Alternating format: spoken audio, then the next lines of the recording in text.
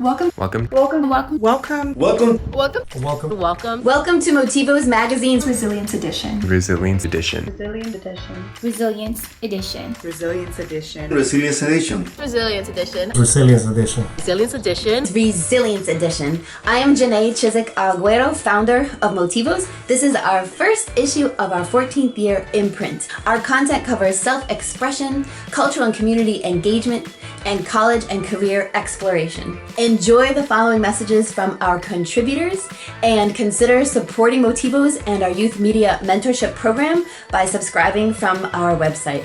Enjoy!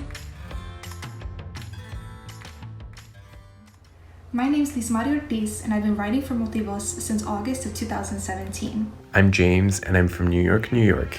And I'm honored to be a part of Motivos' new Resilience-themed edition. My name is Jessica Janier. I am from Brooklyn, New York. I am also honored to be a guest contributor for this edition. Hi, my name is Desiree Fernandez. I am Bianca Rodriguez from Philadelphia, Pennsylvania, and I am honored and excited to be a part of Motivos' new bilingual Resilience Edition. My name is Stacy Scott, and I am the President and Executive Director of the Health Partners Foundation. I am so honored and privileged, happy, and humbled to be a part of this Resilience-themed edition.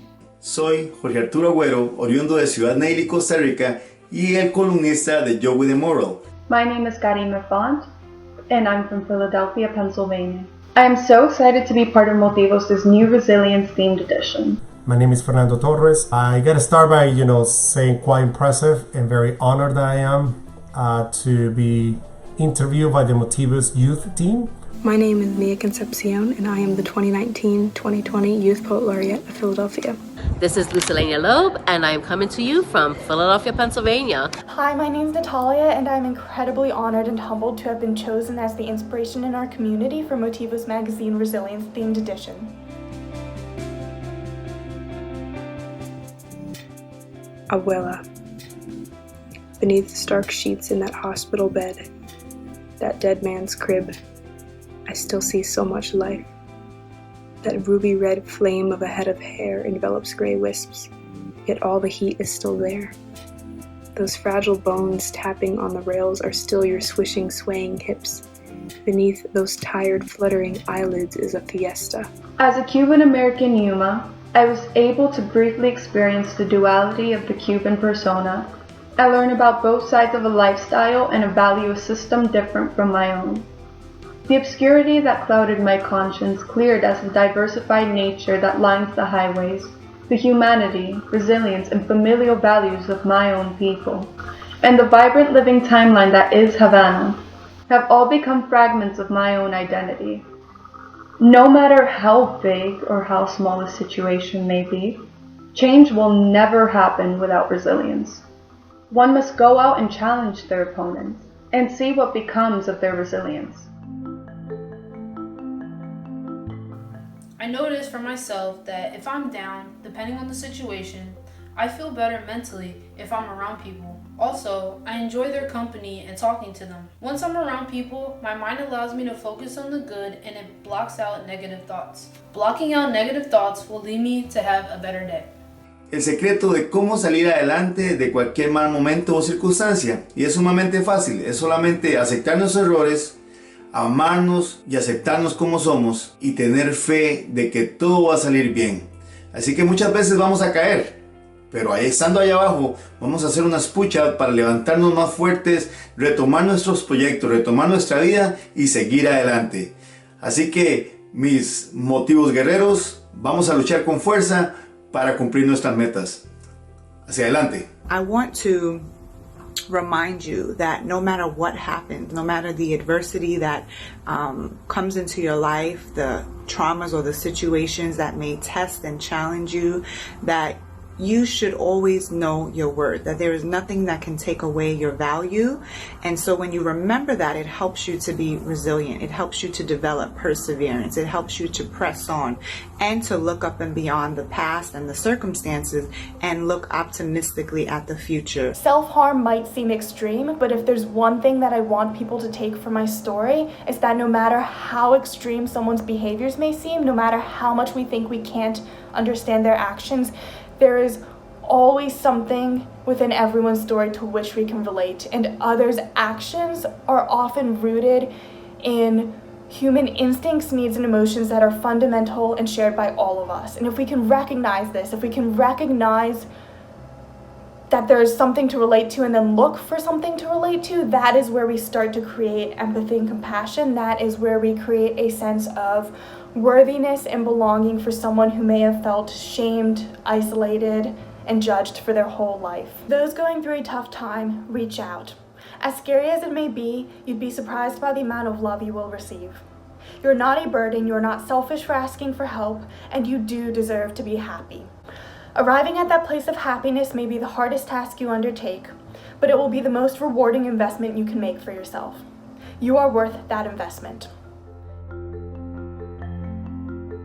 I wanted to highlight the internalized drive to be productive and how it's sometimes counterproductive. Physical well-being, not productivity, is the key to resilience in times of crisis. I tucked myself under the covers for 2 days. My homework and deadlines left me in the dust, but I knew I had to see the forest for the trees. Fighting through the tough times, my freshman year didn't reflect strength, but stubbornness. Not taking care of myself made things worse.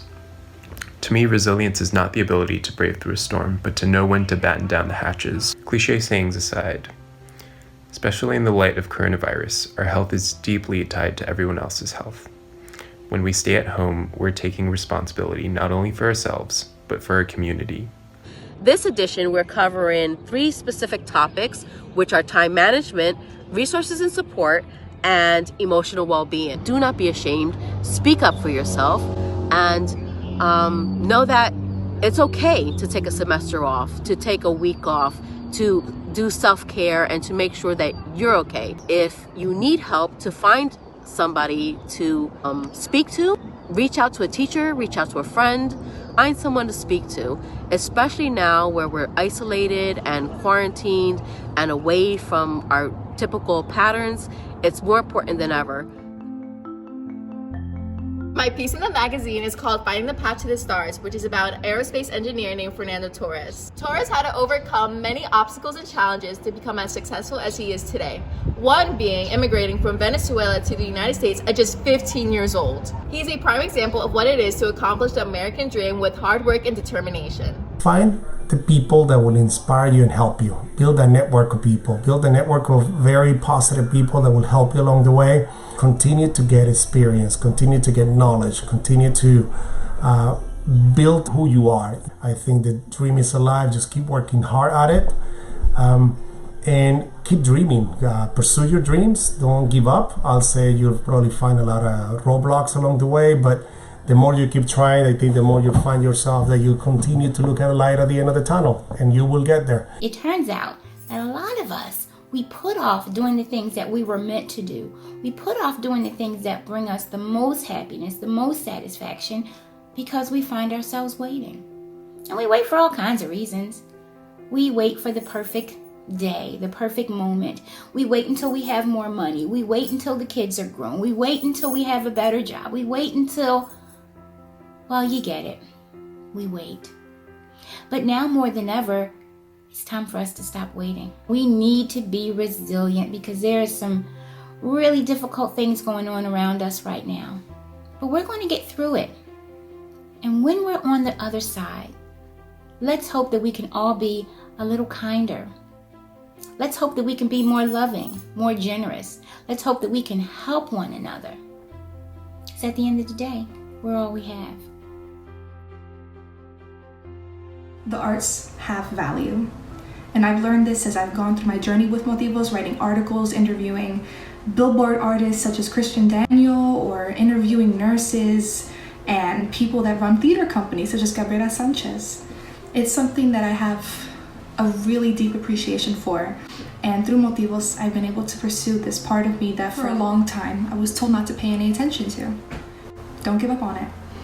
Motivos has been helping youth find their voices, find their voices, Find their voices, Find their voices, Find their voices, find their voices, find their voices, and determine their destinies, their destinies, and destinies. their destinies. their destinies. their destinies. since 2006. Since 2006.